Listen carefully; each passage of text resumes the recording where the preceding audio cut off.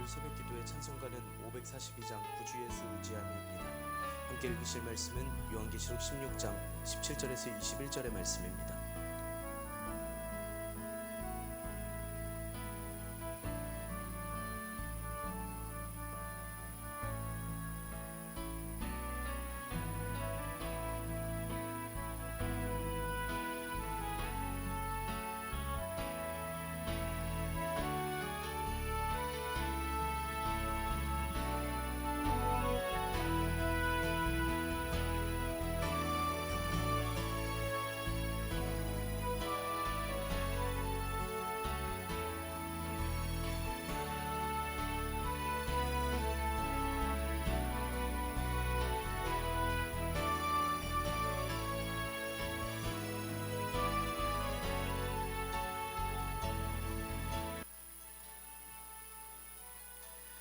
사도신경으로 신앙 고백하심으로 새벽기도에 시작하겠습니다.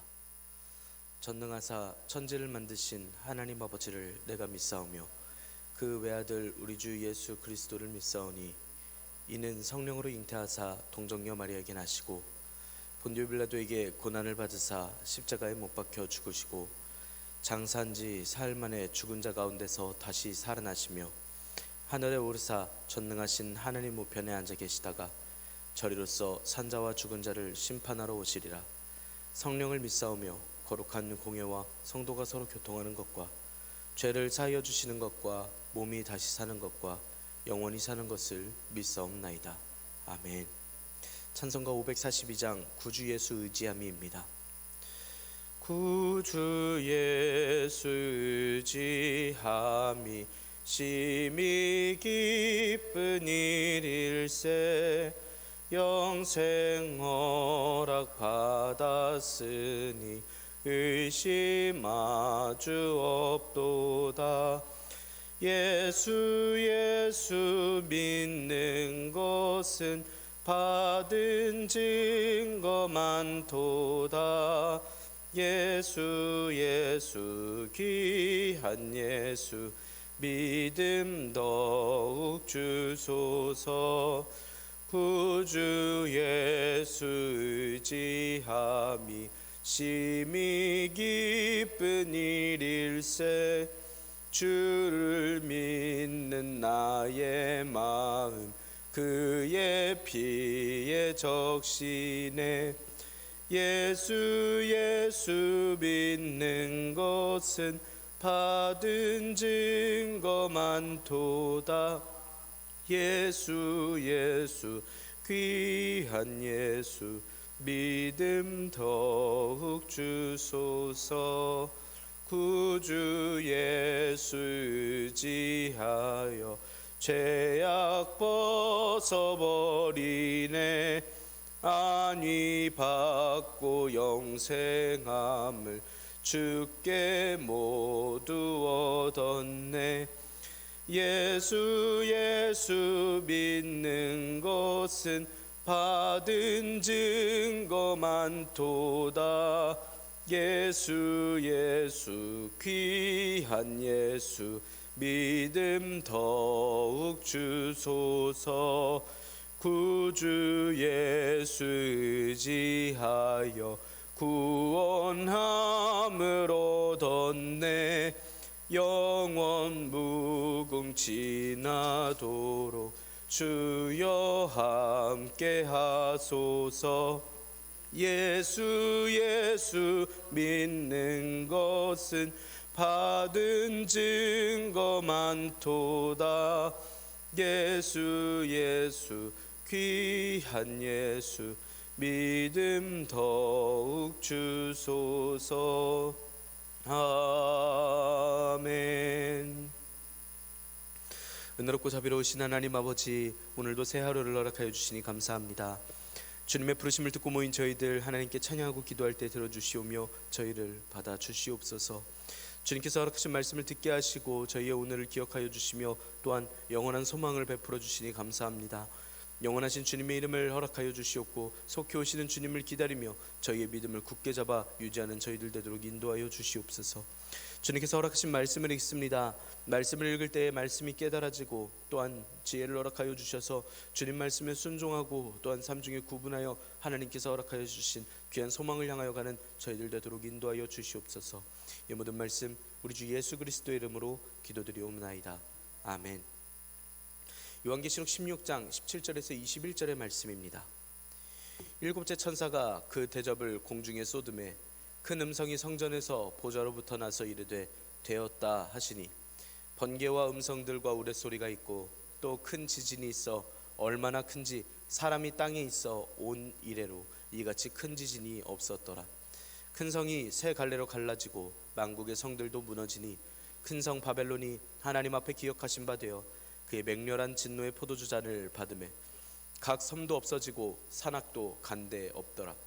또 무게가 한 달란트나 되는 큰 우박이 하늘로부터 사람들에게 내리매 사람들이 그 우박의 재앙 때문에 하나님을 비방하니 그 재앙이 심히 크미러라. 아멘. 오늘도 하나님께서 예배 자리에 함께 하시는 여러분들에게 크신 은혜와 평강을 내려주시기를 원합니다. 함께 요한계시록의 말씀을 읽고 있습니다. 예수님께서 세상에 오셨고 십자가에 달려 돌아가셨고 부활 승천하셔서 교회들에게 예수님을 믿는 믿음을 갖게 하셨습니다. 그 이후에 교회들에는 여러 가지 일들이 생겼습니다. 황제를 숭배하라고 하는 억압이 있었고 교회 내에서는 이단들도 있었고 미혹하는 자들, 음행하는 자들, 식어버린 열정으로 예배하는 일들이 교회에 있었습니다. 그렇게 소아시아의 7교회는 큰 문제들이 생겼고 말씀을 전하고 믿음을 지키다가 요한 사도도 반모섬에 갇혀있는 그러한 상황 중이었습니다. 이때 하나님께서는 요한 사도에게 환상을 통해서 소아시아의 교회들을 위로하여 주시고 끝까지 이기는 자 되도록 소망을 주시는 말씀을 허락하십니다. 말씀을 통하여 예수님께서는 소아시아의 7교회의 행위들을 다 알고 계심을 알려주시고 칭찬하시고 책망하시며 또 버틸 수 있도록 말씀과 환상을 허락하여 주셔서 전하게 하십니다. 요한 사도는 환상 중에 하나님의 오른손 위에 놓인 두루마리를 보았고 그 두루마리는 7인으로 봉인되어 있었습니다. 이 인을 능히 떼실 어린 양께서 인을 떼셨고 그때의 심판의 말씀들을 환상으로서 보았습니다.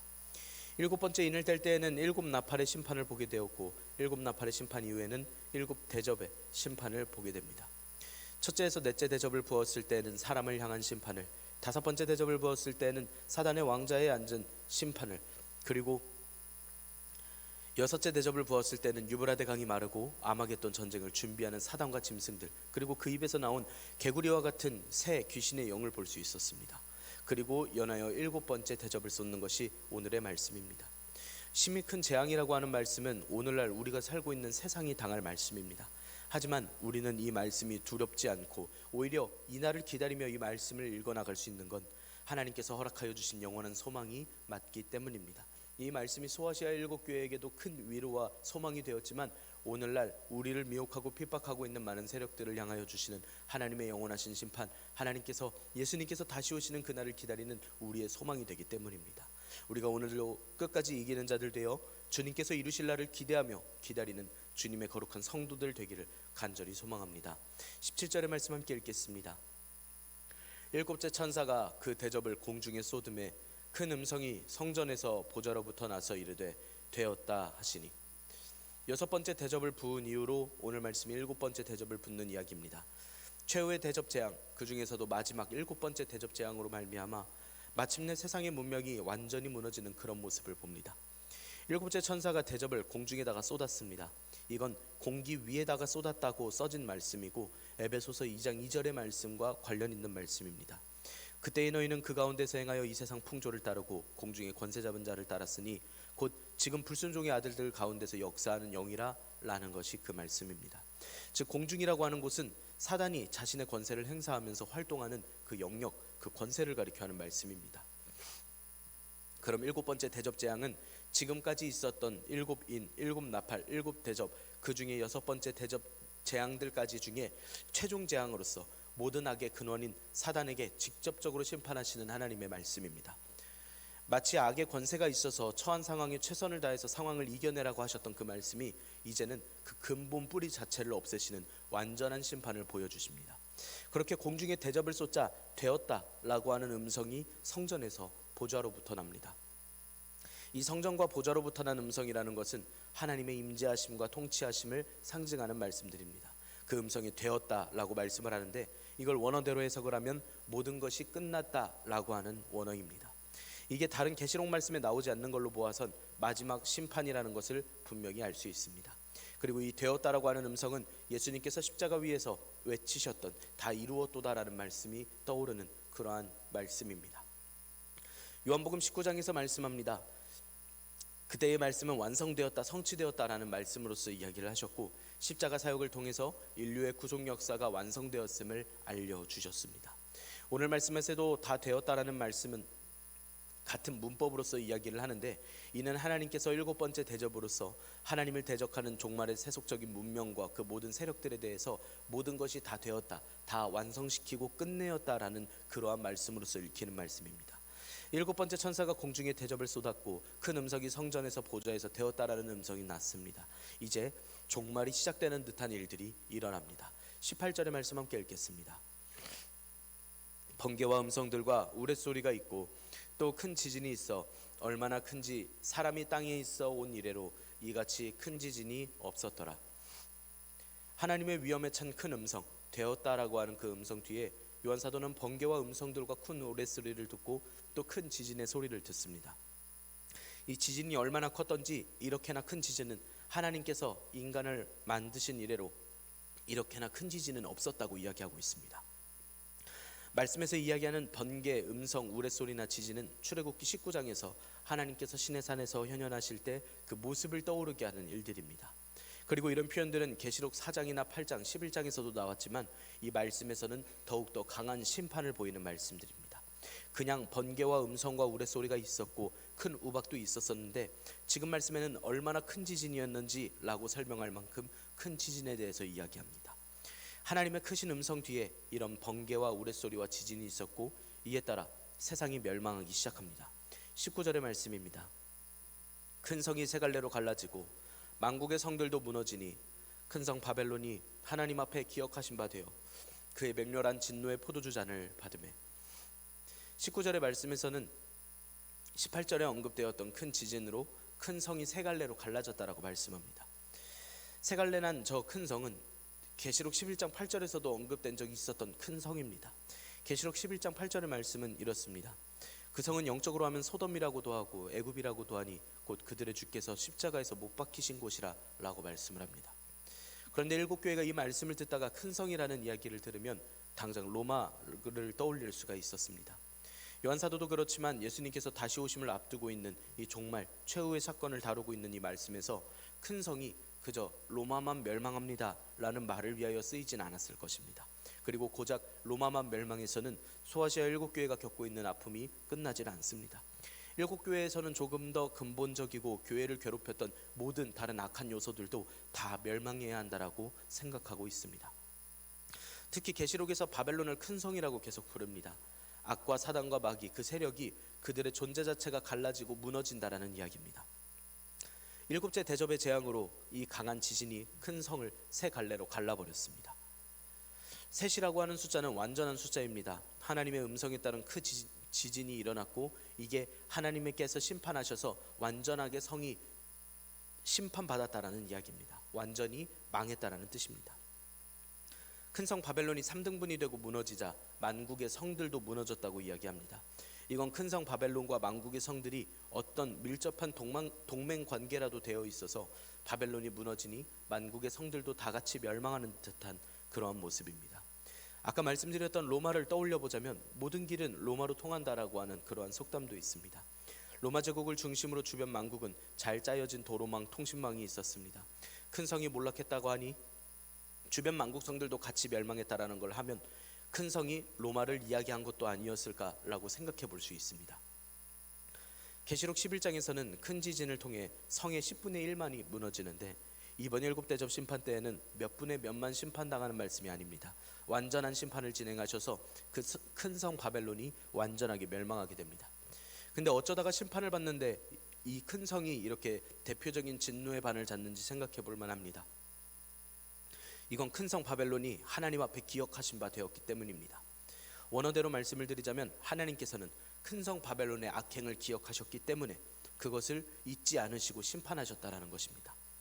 사무엘상에서도 볼 수 있었지만 하나님께서는 하나님의 백성들을 건드린 그 악한 이들을 결코 가만두지 않으셨습니다.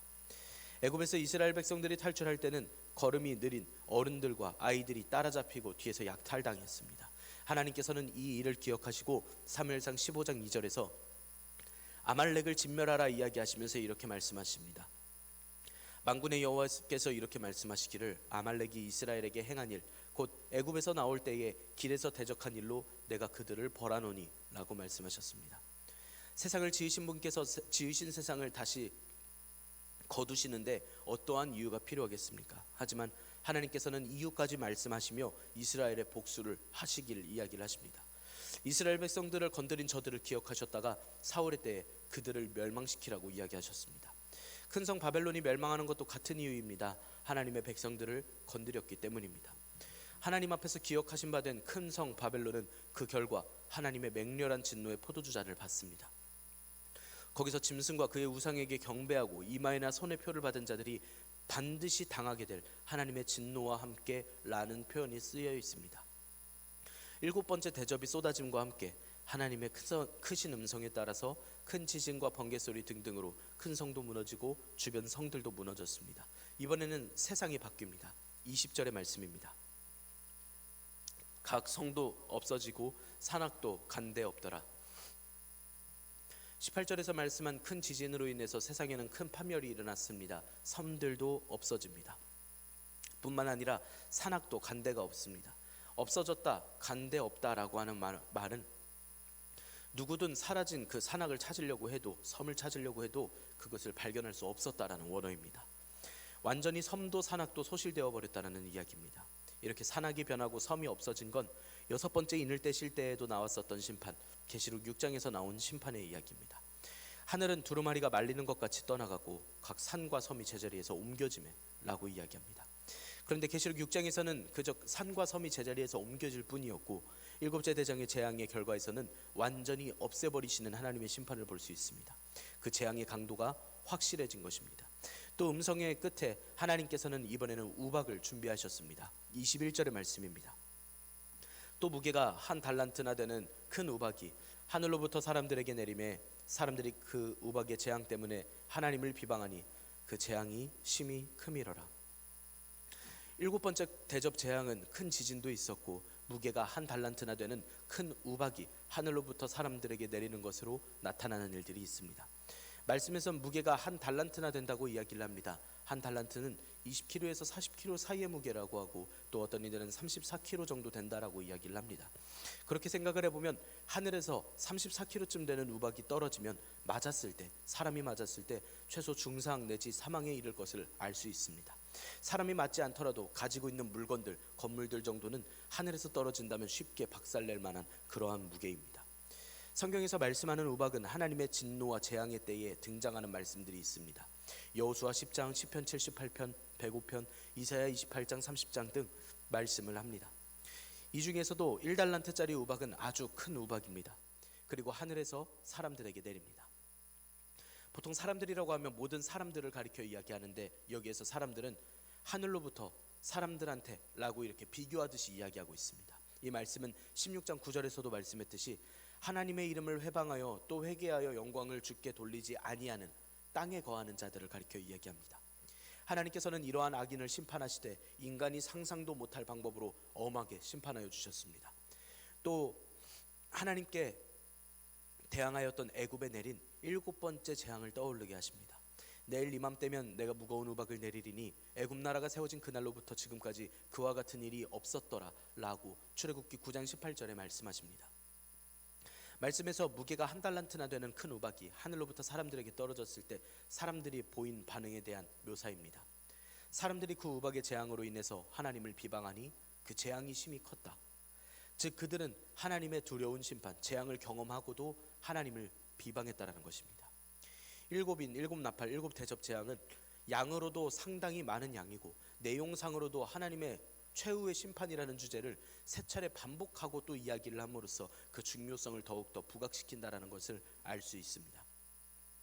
계시록의 말씀들을 통틀어서 이 7인, 7나팔, 7대접 재앙이 말하고자 하는 건 무엇보다도 하나님의 최후의 심판이 가지고 있는 의미가 있습니다. 우선 이 세상은 영원하지 못합니다. 악의 권력은 자신들의 세력이 영원할 것처럼 교만을 부립니다. 악에 당하여 언제 끝날지 영원히 고통을 호소하고 있는 주님의 백성들은 우려하고 있습니다. 영원할 것 같기 때문입니다. 하지만 이 세상은 영원하지 않다라는 말씀입니다. 또 하나님께서 보이시는 절대적인 공의, 하나님께서 공의로우시고 정의로우시다라는 말씀입니다. 일곱 인과 일곱 나팔과 일곱 대접의 재앙은 하나님의 심판이 악의 세력을 완전하게 제거하시는 내용입니다. 더 나아가서 하나님의 심판의 궁극적인 목표는 악의 세력을 제거하심으로써 새 예루살렘이 오는 것을 준비시키는 하나님의 말씀입니다.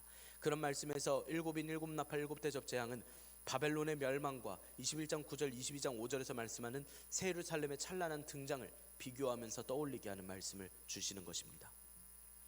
그래서 이 인과 나팔과 대접의 환상은 바벨론의 멸망과 함께 새 예루살렘의 등장이 자꾸 상징적으로 비교되며 생각이 되고 또 해석이 되어야만 하나님께서 요한 사도에게 보여주셨던 이 환상의 내용이 이단들이 마음대로 이야기를 하는 요한계시록의 책이 아니라 무서워서 우리는 펼쳐보지도 못할 요한계시록 책이 아니라는 것을 우리는 알 수가 있습니다.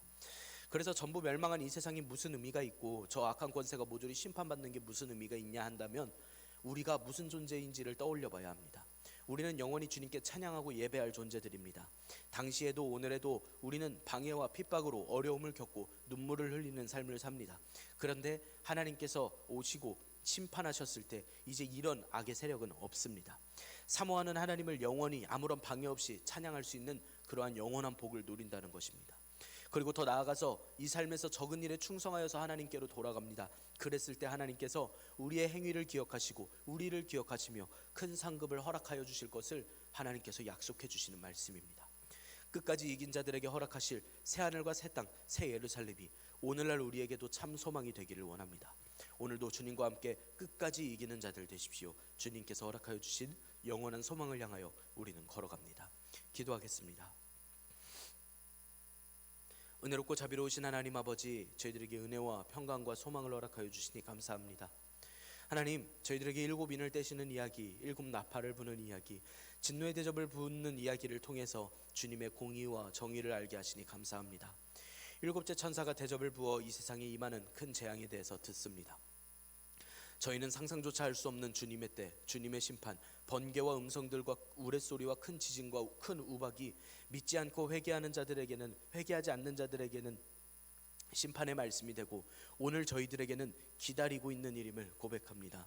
주님께서 오실 그날까지 저희들 끝까지 이기는 자들 될 수 있도록 믿음과 지혜와 인내를 더하여 주시옵소서. 하나님의 뜻대로 살아가기를 다짐하고 변화하고 또 성숙하는 오늘 하루가 될 수 있도록 인도하여 주시고 지켜 보호하여 주시옵소서. 이 모든 말씀 우리 주 예수 그리스도의 이름으로 기도드리옵나이다. 아멘. 하늘에 계신 우리 아버지여, 이름이 거룩히 여김을 받으시오며 나라가 임하시오며 뜻이 하늘에서 이루어진 것 같이 땅에서도 이루어지이다. 오늘 우리에게 일용할 양식을 주시옵고 우리가 우리에게 죄 지은 자를 사하여 준 것 같이 우리 죄를 사하여 주시옵고 우리를 시험에 들게 하지 마시옵고 다만 악에서 구하시옵소서. 나라와 권세와 영광이 아버지께 영원히 있사옵나이다. 아멘. 이 시간 함께 기도할 수 있기를 원합니다. 오늘의 말씀을 지켜내기 위하여 하나님께서 허락하여 주신 이 재앙의 말씀이, 최후의 심판의 말씀이 우리에게 기쁨이 되고 소망이 되며 기다려지는 날이 되도록 깨닫게 하시고 인도하여 주시라고, 오늘 하루 믿음 잘 지키게 해주시라고 함께 기도합시다. 성도들의 삶과 생활을 위하여서 함께 기도합니다. 주일학교를 위하여서 기도하시기를 바랍니다. 또 우리 청년들을 위하여서 기도해 주시기를 바랍니다. 군복무하고 있는 청년들, 또 유학하고 있는 청년들을 위하여서 함께 기도하시면 좋겠습니다. 이 시간 한 목소리로 함께 기도드리겠습니다.